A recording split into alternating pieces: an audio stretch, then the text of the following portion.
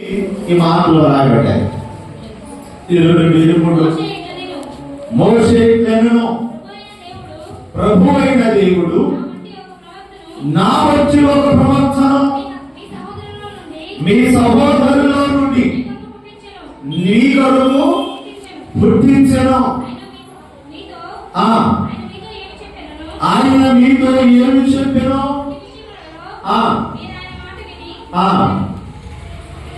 ప్రతి విషయంలో మీరు ఆయన మాట వినవలెను. ఆ ప్రవక్త మాట వినని వాడు ప్రజలలో ఉండకుండా, అది మీరు ఒక ప్రవక్త వచ్చును. అలనాడు ఇశ్రాయేలులకు ప్రభు అయిన యేసుక్రీస్తే. నేను చెప్తున్నాను, నేను ఏమే ఉన్నాను నాకు బాగా తెలుసు కాబట్టి ఈనాడు ప్రభు దూతగా మీదట నన్ను పంపించుకున్నాడు. దేవునికి స్తోత్రం. మీరు వింటే ఆశీర్వదింపబడతారు, వింటే దీవింపబడతారు. దేవుని బిడ్డలారా, పొలము సంఘానికి ఊరుతూ పొలము పంట చేతికి వచ్చింది. ఆ పంట మరి ఆయన పంట చేతిలో పరిచయానికి వచ్చినటువంటి వాళ్ళు నిద్రపోతున్నారు. నిద్రపోతున్నటువంటి వాళ్ళు ఎవరు కాదు, మనమే గ్రహించలేకపోతున్నాం. పంది రాని వచ్చింది, సర్వనాశనం చేయబడుతుంది. సేవకుడి గారిని చూసి మరి ఓర్చుకోలేకపోయాను. పందిని కొడితే ఆ పంది నాయకుడు నా మీద తిరగబడ్డాడు. కానీ దేవుని బిడ్డలుగా మనం పాడపాడాం. ఒంటరి వాడే 1000 మంది అన్నారు. చూసారా? నేను ఎటువంటి దానికి భయపడటానికి అవకాశం ఇవ్వను. ఎందుకంటే నాకు తోడుగా ఉన్నవాడు ప్రభు అయిన యేసుక్రీస్తు. అయ్యా, నువ్వు ప్రభు పొందితివి, ప్రభు నీకు తోడే ఉన్నాడని చెప్పాను అని రాయబడింది. దేవుని కృపను మనం పొందుకోవాలి. దేవాది దేవుడు మనకు తోడుగా ఉంటాడు. ఈ దినంలో ప్రత్యేకంగా చాలా వాక్యాలు మనము క్రీస్తు జననం గురించి చదువుకొని ఉన్నాం. ఈ రోజు నూతనమైనటువంటి కోణంలో ప్రభు యొక్క వాక్యాన్ని ధ్యానం చేద్దాం దేవుని బిడ్డలారా. ఎందుకంటే అపవాది ఎవరిని మృగుతున్నామని ఎదురు చూస్తూ ఉన్నాడు. అనేకులను తన వలలో మరి పచ్చుకొచ్చు ఉన్నాడు.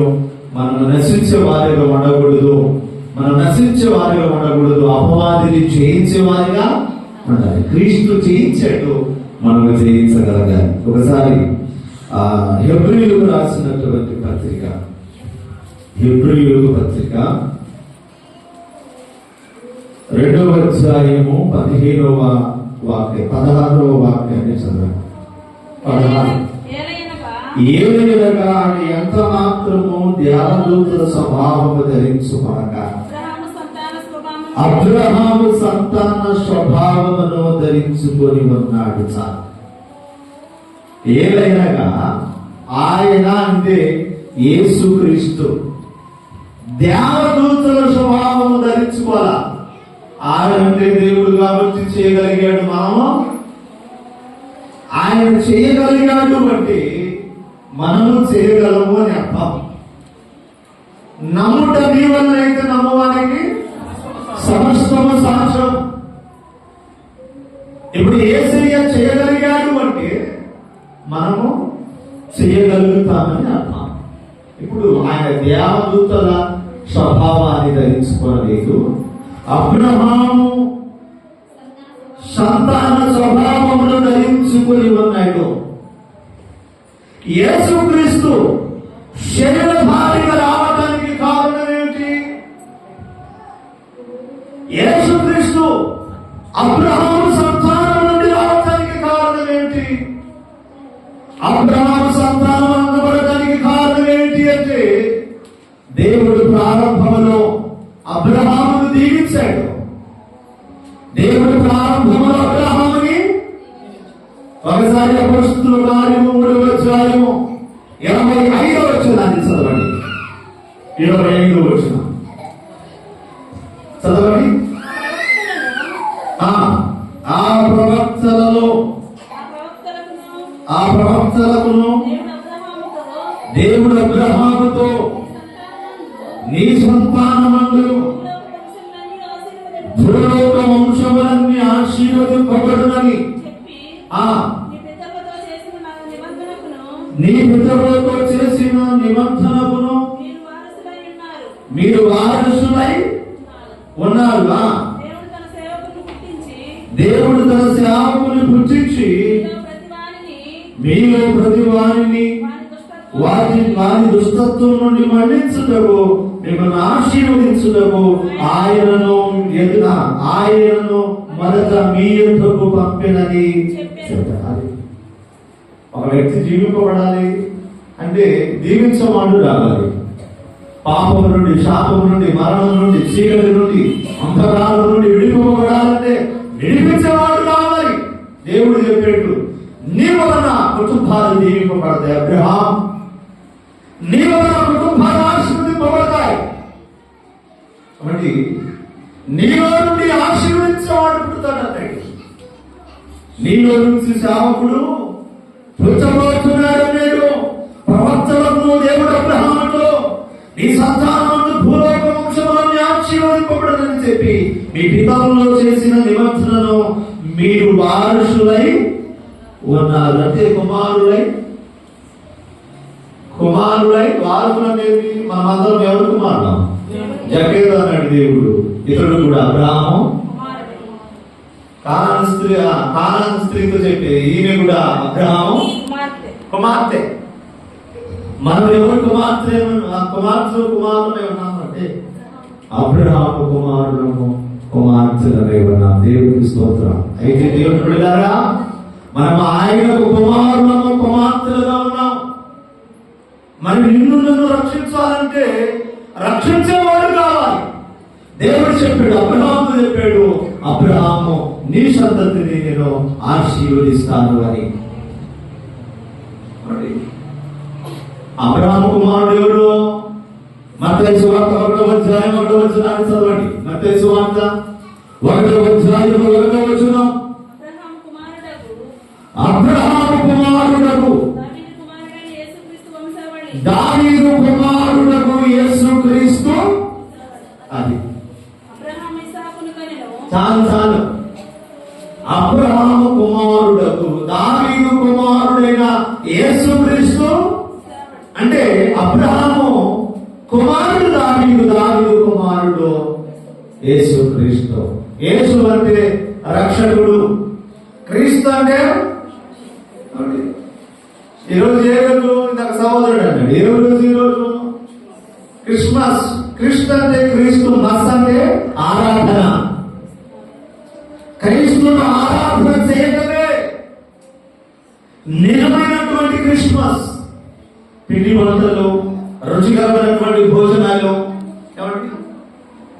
ఇవి మనం చేసుకున్న వలన నూతన వస్త్రధారణ అన్ని చేసుకోవాలి. వాటన్నిటికంటే మొదటి స్థితిని ప్రభుకి ఇవ్వాలి. ప్రయారిటీ ఎవరికి ఇవ్వాలి చెప్పండి? దేవునికి ఇవ్వాలి. దేవునికి స్తోత్రం కలుగును గాక. పిలిచినప్పుడు ఆత్మ కాదు, చెప్పినప్పుడు చేయగా కాదు, పిలవక మునిపే చేయగల కానీ చెప్పక మునిపే మనము చేసే బిడ్డలుగా ఉండాలి. దేవునికి స్తోత్రం కలుగును గాక. హల్లెలూయా. కాబట్టి దేవుడు లేదా అబ్రహాము కుమారుడు దావీదు, దావీదు కుమారుడు ప్రభు అయిన యేసుక్రీస్తు. అబ్రహాముకి యేసుక్రీస్తుకి ఎన్ని తరములు డిఫరెన్స్ ఉంది అంటే 42 తరములు. అమ్మా, ఎన్ని తరాలు? ఒకసారి మత్తయి సువార్త 1వ అధ్యాయం శ్రీకాంత్ 1వ అధ్యాయం 17వ వచనాన్ని చదువుగా. 17వ వచనం. ఇంట్లో అబ్రహాము మొదలుకొని దావీదు వరకు 14 తరములు. దావీదు మొదలుకొని బబులోనుకు కొనిపోబడు కాలం వరకు 14 తరములు. బబులోను కొనిపోబడినది మొదలుకొని క్రీస్తు యేసు జననం వరకు 14 మొత్తం ఎన్ని తరములు? 14 మూడు ఎన్ని? స్కూల్కి వెళ్ళలేదు మీరు ఎన్ని? 14 మూడు ఏంటండి శ్రీకాంత్ గారు? 14 మూడు ఎన్ని? 42 తరములు గతించిపోయాయి. అప్పుడు యేసు ప్రభు వారు లోక రక్షకుడుగా మన కొరకు దేవునికి స్తోత్రం. ఆయన శరీరధారిగా రావడానికి మొదటి కారణం చెప్తున్నాను వినండి. ఆయన శరీరధారిగా రావడానికి మొదటి కారణం తెలుసా? ఇప్పుడు పందిని చంపుతున్నాను, కల్లో పందిని చంపుతున్నాను, నా మందిని నువ్వు చంపుతావని ఒక వ్యక్తి వచ్చి కత్తి పట్టుకుని పొడవడానికి వచ్చేసేయడం అని నన్ను పొడవడానికి వచ్చిన ఆ వ్యక్తిని చంపడానికి ఒకటి వచ్చేయడం, ఒక అతను వచ్చేయడం. ఆయన రాయి పట్టుకొని తలను పగలగొట్టి చంపేసాడండి. దేవునికి స్తోత్రం. హల్లెలూయా, హల్లెలూయా. ఇప్పుడు యేసు ప్రభు శరీరధారిగా రావడానికి కారణం ఏంటో తెలుసా? అపవాదిని మరణము ద్వారా నశింపజేయడానికి. దేవునికి స్తోత్రం. అపవాదిని మరణము ద్వారా నశింపజేయడానికి. హెబ్రీయులకు రాసిన పత్రిక 2వ అధ్యాయం 14వ వచనాన్ని చదువుదాం. కాబట్టి ఆ పిల్లలు రక్త మాంసములు గలవారేనంటున్నా. చూడండి, కాబట్టి ఆ పిల్లలు రక్త మాంసములు గలవారేనందున ఆ ప్రకారమే మరణం యొక్క బలము గలవారిని, అనగా అపవాది మరణము ద్వారా నశింపజేయుటకు, అపవాదిని మరణము ద్వారా నశింపజేయడానికి యేసుక్రీస్తు లోకానికి వచ్చాడు. మరణము ద్వారా నశింపజేయడానికి. అపవాదిని లోకములో ఉన్నటువంటి భక్తులందరూ కూడా దేనిని చూసి భయపడుతున్నారు? ఎంత ప్రాణమో, ప్రాణం అంటే మన ప్రాణాలంటే ఎంత ప్రాణమో దేవుడు. కానీ ఆ ప్రాణం ఎప్పటికైనా పోవాల్సిందే. నీ నలుగానం నీ ఎంట, నాకు నీ ఆస్తిపాస్తులు నీ ఎంట, నీ వెంట వచ్చేదే నీ క్రియలను సాక్ష్యం ఇస్తున్నాయి. నీ క్రియ మాత్రమే నీ వెంట వస్తుంది. కాబట్టి యేసు ప్రభు ప్రారంభముగా ఈ లోకానికి రావడానికి మొదటి కారణం ఏంటో తెలుసా? అపవాదిని మరణము ద్వారా నశింపజేయుటకు. కాబట్టి పిల్లలు రక్త మాంసము గలవారైనందున ఆ ప్రకారమే మరణము యొక్క బలము గలవారిని. దేవుడు మనిషిని చనిపోవడానికి సృజించాడా? చెప్పండి. లేదు. దేవుడు మనిషిని చనిపోవడానికి సృజించాడా? నిరంతరం జీవించడానికి సృజించాడా? నిరంతరం ఎల్లప్పుడు మనిషికి మరణం అనేది లేకుండా దేవుడు సృజించాడు. కానీ మనిషిని మరణాన్ని కలగజేసిన వాడు అపవాది. అది అక్కడ తీసుకున్నాడండి కీ పాయింట్. అసలు మనిషిని అంటే నిరంతరం జీవించడానికి నేను నిర్మాణం చేస్తే, అంటే సృజించితే ఆ మనిషిని మరి చంపడానికి ప్రయత్నం చేసేట అపవాది. అందుకని అపవాదిని మరణము ద్వారా నశింపజేయడానికి క్రీస్తు యేసు లోకానికి ఆదికాండం 3వ అధ్యాయం 17వ వచనం చదవండి. తొందరగా ఆదికాండం 3వ అధ్యాయం 17వ వచనం తొందరగా. ఆదికాండం 3వ అధ్యాయం 15వ వచనం. మరియు దేవుడైన యెహోవా మరియు నీకును స్త్రీకిని నీ సంతానమునకు ఆమె సంతానమునకు వైరము కలగజేసిందని అది నీకు తల మీద కూర్చును, నీవు దాని మెడ మీద కూర్చుదు అని. నీకును స్త్రీ సంతానానికి ఆమె సంతానమునకు నీకును స్త్రీకిని, నీ సంతానానికి ఆమె సంతానమునకు వైరము. ఎవరితో చెప్తున్నాడు ఈ మాట? అపవాదితో. ఎవరితో చెప్తున్నాడు మాట? మరి నీకును ఈరోజు మనిషిని మరణమనే ఆయుధాన్ని ఉపయోగించి వాడి జీవితాన్ని పతనం చేశాడే. నిన్ను పతనం చేయవాడు అదే వంశంలో నుండి పుట్టబోతున్నాడని ఆ రోజే ప్రవచించాడండి దేవుడు. దేవుడికి స్తోత్రం కలుగును గాక. వైరాన్ని కలగజేస్తానన్నాడు. వైరం నువ్వు మెడ మీద వచ్చావు, వాడు నిన్ను తల మీద. ప్రైజ్ లార్డ్, హల్లెలూయా. దేవుడికి స్తోత్రం కలుగును గాక. అందుకని అపవాదిని మరణము ద్వారా నశింపజేయుటకు మనిషి కుమారుడుగా, శరీరధారిగా, అబ్రహాము సంతానుడుగా, దేవుడిగా, దావీదు కుమారుడుగా ఈ లోకంలో అవతరించినట్లుగా దేవుని యొక్క పరిశుద్ధ లేఖనాలు చదివిస్తూ ఉన్నాయి. దేవునికి మహిమ కలుగును గాక. చూడండి, మొదటి పేతురు రాసినటువంటి పత్రిక 5వ అధ్యాయము 8వ వచనాన్ని చదువుతా త్వరగా. ఈరోజు మాదిపాడేయాలి. ఈరోజు మార్నింగ్ సత్తుపాడు మరి ఆరాధన ముగించుకుని వచ్చాం. మాదిపాడేయాలి ఎంత నేనే చీకటి మెలుగుగా ఉండుడి, మీ విరోధి అయిన అపవాది గర్జించు సింహము వలె ఎవరిని మృంగుతున్నా అని, అది తెలుగులో ఆడుతున్నాడు. చూసారా? వెతుకుతూ ఉన్నాడు ఎవరిని మృంగుతున్నా అని. మనం ఏం చేస్తున్నాం? తినేసి బొబ్బుంటున్నాం. ఏమంటే ఎలా వెతుకుతున్నాం? తిన్నారు, పడుతున్నారు. వెతుకుతూ వచ్చారు దగ్గర. వాడు మాత్రం ఎవడు పనుకున్నాడు, ఎవడు ఆజ్ఞను అతిక్రమిస్తున్నాడు, ఎవడు పాపంలో పడిపోయాడు, ఎవరిని పట్టుకోవడానికి అవకాశం ఉందని వెతుకుతూ ఉన్నాడు. మనిషిని కక్ష వచ్చింది అతను బట్టే. ప్రభువా, వారంతా యథార్థవంతులుగా ఉండడానికి కారణం ఏంటి? నువ్వు కట్ చేశావు. అది అతని నోటి ద్వారానే నువ్వు దేవుడు కావని, నీ నామాన్ని దోషాన్ని రప్పిస్తాను. కానీ దేవుడు ఏమై ఉన్నాడో, ఎలాంటి ప్రభావం కలిగిన వాడో మరి యోగుకు తెలుసు కనుక సమస్తాన్ని కోల్పోయిన ఆయన బూడిదలో దిగంబరుడే ఉన్నప్పటికీ కూడా యేసయ్యను విడిచిపెట్టాల. దేవునికి స్తోత్రం కలుగును గాక. మరణాన్ని కలగజేసిన వాడు అపవాదిని మరణము ద్వారానే నశింపచేయడానికి శరీరధారిగా లోకానికి అబ్రహాము సంతానం అనబడినటువంటి దావీదు సంతానంలో నుండి లోక రక్షకుడుగా మన కొడుకు దావీదు పట్టణమందు జన్మించినట్లుగా గ్రంథములు సెలవిస్తున్నాయి.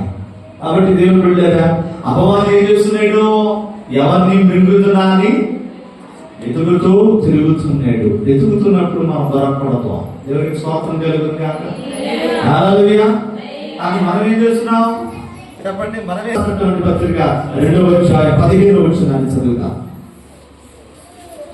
కొలస్సీయులకు రాసిన పత్రిక 2వ అధ్యాయం 15వ వాక్యాన్ని చదువుకుందాం. దేవుని బిడ్డలారా, 2వ అధ్యాయం 15వ వాక్యం.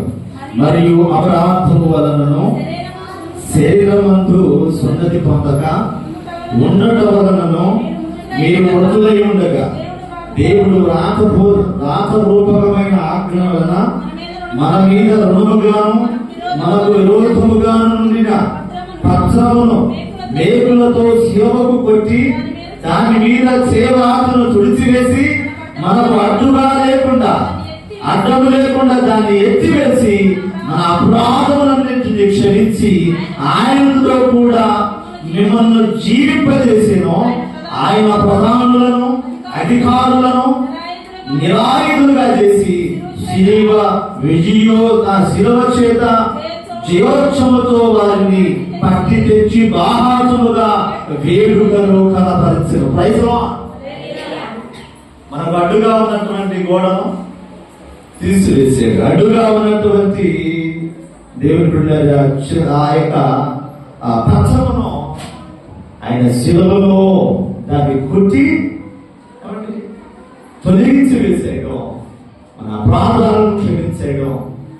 ఏమండి, ఆయనతో కూడా నిన్ను నన్ను ఈనాడు జీవింపజేశాడు. Praise lord. హల్లెలూయా, హల్లెలూయా. వాక్యం సెలవిస్తుంది, కుమారుని అంగీకరించువాడు నిత్య జీవము గలవాడు, కుమారుని అంగీకరించలేనివాడు జీవము ఉందా లేదా? మొదటి యోహాను పత్రిక 5వ అధ్యాయం, మొదటి యోహాను పత్రిక 5వ అధ్యాయం 15వ వాక్యంలో ఆ మాట రాయబడింది. చదవండి. మనం ఏమి అడిగినను ఆయన మనవి ఆలకించును.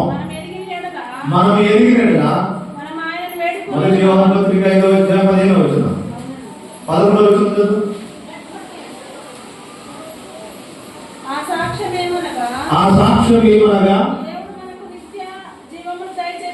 దేవుడు మనకు నిత్య జీవమును కలగజేసెను. ఈ జీవము ఆయన కుమారుని యందు ఉన్నది. దేవుని కుమారుని అంగీకరించువాడు జీవము గలవాడు, దేవుని కుమారుని అంగీకరించలేనివాడు. అంగీకరించాం, ఆయన అంగీకరించాం. ఆయన ఏం చేశాడు? నా అపరాధములను, మనకు అడ్డుగా ఉన్నటువంటి ఆయన గోడను తొలగించి, ఏమండి, శిలువలో వాటిని తొలగించి విజయోత్సవంతో జయోత్సవంతో బాహాటముగా మరి వేడుకను కనపరుచుటకు దేవుని బిడ్డలారా ఆయన శరీరధారిగా ఈ లోకానికి వచ్చినట్లుగా దేవుని యొక్క లేఖనము సెలవిస్తున్నది. దేవునికి మహిమ కలుగును గాక. కాబట్టి అపవాదిని మరణం ద్వారా నశింపచేయడానికి యేసుక్రీస్తు శరీరధారిగా ఈ లోకానికి వచ్చాడని దేవుని సేవకుడుగా నేను మీకు తెలియపరుస్తున్నాను. రెండోదిగా దేవుని బిడ్డలారా, మరణ భయము చేత దాసత్వమునకు లోబడిన వారిని విడిపించుటకు ఆయన శరీరధారిగా ఈ లోకానికి వచ్చాడని ఇదే గ్రంథంలో మరి హెబ్రీయులకు రాసిన పత్రిక 2వ అధ్యాయము అదే 15వ వచనంలో రాయబడింది. చదవండి. 15వ వచనంలో, మరణ భయము చేత దాసమునకు లోబడిన వారిని విడిపించుటకును ఆయన కూడా రక్త మాంసములలో నిన్ను విడిపించడానికి నీకు మరి లోకానికి వచ్చాడు. శరీరధారిగా రక్త మాంసంతో ఈ లోకానికి వచ్చాడండి. Praise Lord. మనకు వచ్చినప్పుడు నొప్పిగా ఏ విధంగా కలిగిందో ఆయనకు వచ్చినప్పుడు అదే విధంగా నొప్పి. దేవుడికి స్తోత్రం కలిగింది కాక. హల్లెలూయా. ఆయన ఏడ్చాడు, ఆయన కన్నీరు కార్చాడు, ఆయన ఆకులు పొందాడు. దేవుడు లేదు, ఆయన నిద్రించాడు, ఆయన పరిగెత్తాడు, నడిచాడు, మనలాగే జీవించాడు. కానీ ఏం చేశాడు? మరణాన్ని అపవాదిని మరణం ద్వారా నశింపజేశాడు. మరణ భయము చేత దాసమునకు లోబడిన వారిని విడిపించాడండి. దేవునికి మహిమ కలుగును గాక. హల్లెలూయా, హల్లెలూయా. ఒకసారి చదవండి. 2వ కొరింథీయులకు రాసినటువంటి పత్రిక 15వ అధ్యాయం 54, 57 వచనం చదువుదాం. 54, 57. దానికంటే ముందుగా రోమీయులకు రాసినటువంటి పత్రిక 5వ అధ్యాయం 12 వచనాన్ని చదువుదాం.